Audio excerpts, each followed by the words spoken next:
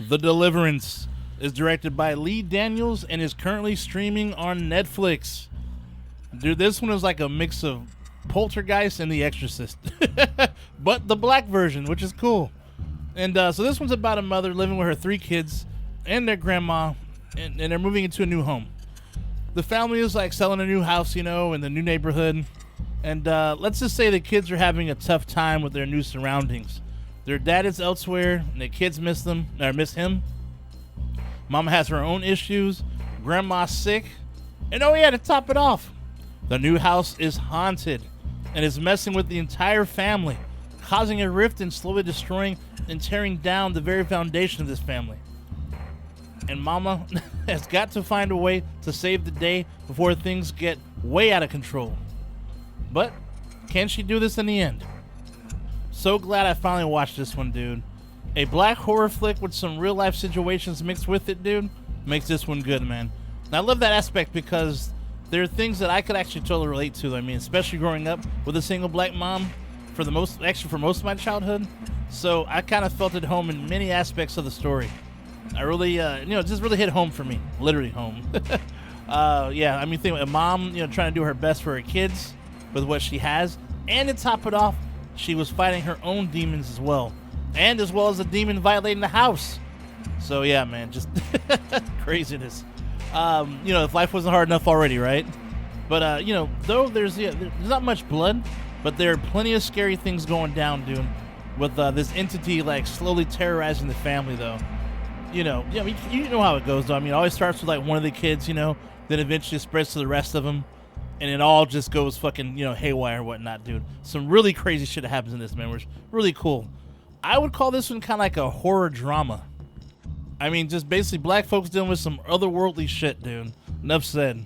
And the thing is, it's a well-made movie, though, and one thing I like about it is that it may be a bit of a slow burn at first, though, but it's a good build-up, though, because you get to know, like, the family and whatnot, so I'll say it's good, though. I liked it, though. The exposition was actually fine, because once that's out the way and shit picks up, dude, it's a wild ride.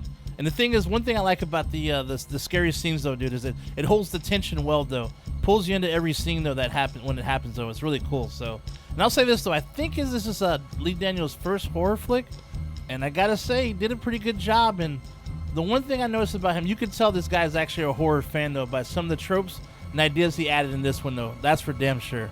And I also gotta add that this movie is based on real events that happened, and I guess those said events actually happened for this, I guess this supposed house was actually demolished, right? But check this out. The neighborhood that it was demolished in, though, the people say that strange things still occur to this day, even though that house is down. So that means that evil spirits, dude, are all over the place, dude. And regardless, though, evil spirits are a trip anyways, though, man. You hear stuff about this stuff all the time, though, man, which really creeps me out. So when I hear people talk about things they see and whatnot, and, I'm sure all of us do anyways, right? You'll be sitting in your room and, like, you might see something in the corner of your eye and you look around, it's not there, you're just like, did I see something or not? I mean, did you? Did you? Maybe you did, maybe you didn't, though. That's the creepy part. But anyhow, though, it is what it is, though. So I'll say this, though. I do have a few gripes with the movie, though. And the thing is, that kind of sucks. I can't really give away too much on it. I can't, because if I do, it'll spoil the movie, and I don't want to do that. But I will say this out of one of them, though. So there's a scene where, I'll just say this. There's a scene where there's a really pivotal scene, all right? Where two people meet somewhere, right? And I just didn't like the place they had to meet. I just felt it was kind of a bit of a stereotypical thing, dude. That's all I'll say. It was a little annoying to me. But if you've seen the movie, you know exactly what I'm talking about. And if you do watch it, you'll definitely know. Trust me. It's pretty glaringly obvious, though. But yeah, I was a little upset about, though. But it is what it is.